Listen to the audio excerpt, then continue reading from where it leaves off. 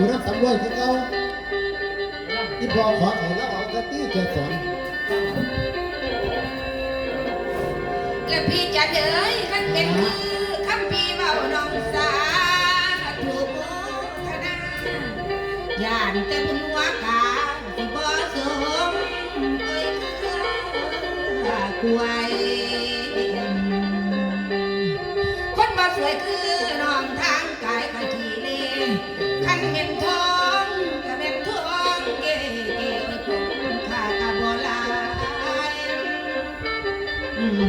พี่จะเหนื่อยขันพี่หายเอาน้องสำรวยนั่งกะบ่บานขันอาสาหลับเลี้ยงสำรวยนอนเอ้ยกาส่วนบุญสำรวยนอนกาส่วนบุญเดินแฟนห่างเอ้ยเด้อเด้อใจ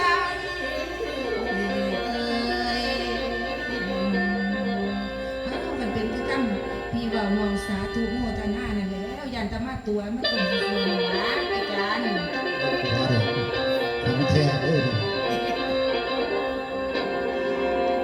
ละไม้เตาเพขอเจียวป่าหนำเกียวในฟองหัวทำรวยมองหัวเธอทำน้ำเลือดดำสลายทำน้ำตาละงามละเด้พ่อปันเทรอกผ้าไทยเสด็จลงทั้งโลกบุญถ้าเจ้าอีได้เห็นดีมากดูปัน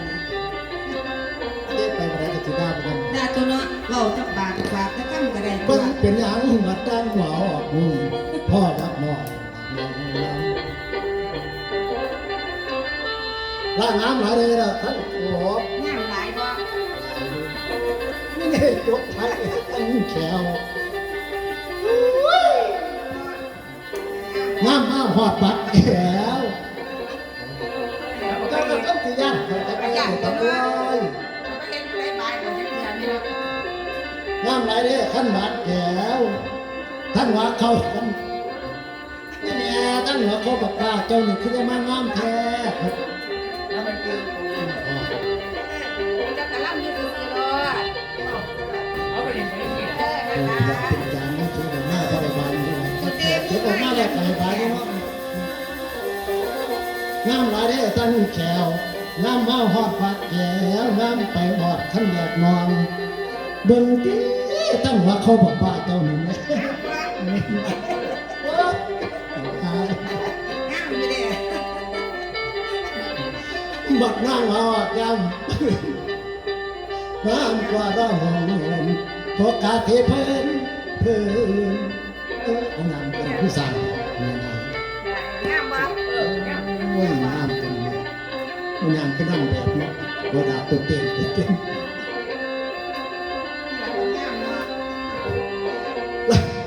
พราะว่าก็ต้องกวาดลายกันเลยถ้าประเด็นได้เอาหัวเขาฝากให้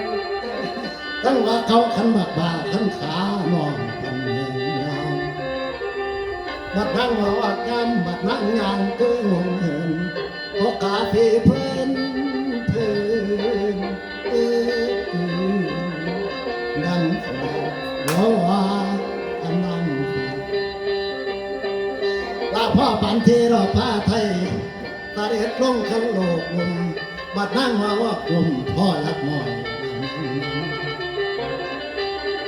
ทำรวย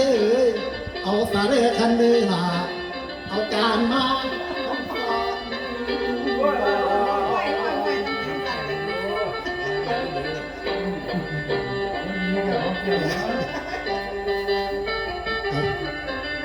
ผมไว้จังเลยพร้อมแจ้งได้ก็ถึง หอมบ่ได้เด้เนาะ cái đằng อยากอายคนตัวคนหลาย ơi cầm bưng đoạt anh cái này nó hơi nó đoạt anh cũng tụi bên đầu bên cái này nhá Vui đó, vui đó. tao hiện không coi nhìn nữaมันตัวไป bên mày cả đây ก็เห็นแล้ว เจ้าสิตกลงไปนี่ และพี่จันเอ้ยบ่ผู้จบปันใดแล้ว และบ่ผู้งามปันใดแล้วตามีให้อายเบิ่งมันบ่เหลืองดังไหมมันบ่ใสดังแก้วเอ้ยนี่น้องบ่ผู้งามบ่งาม ดาดา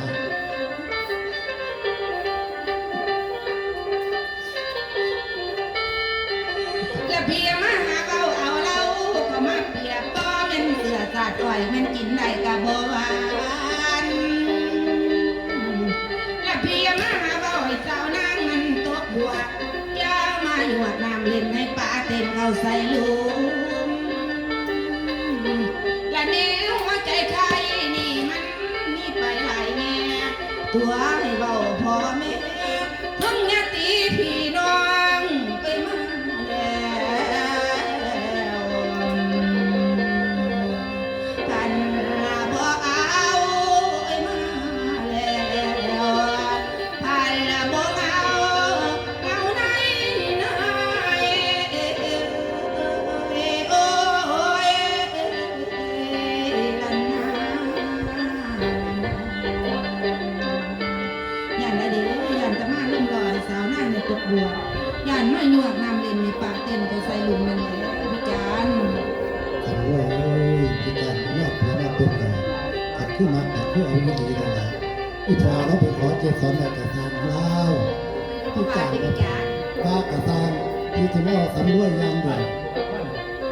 เป็นจังสันก็เป็นหยังดอกสันกับตำรวจกับตำร มื่อ ว นี้ จ ข่อยพ่อเมียเด้ เอาจังสิอยู่นี่บ่ นอนอยู่นี่น้ำจะขึ้นเลย นอนจะนอนสันบ่ได้ว่าเด้ ว่าไปนอนซื่อๆเด้ว่าไปนอนซื่อๆเด้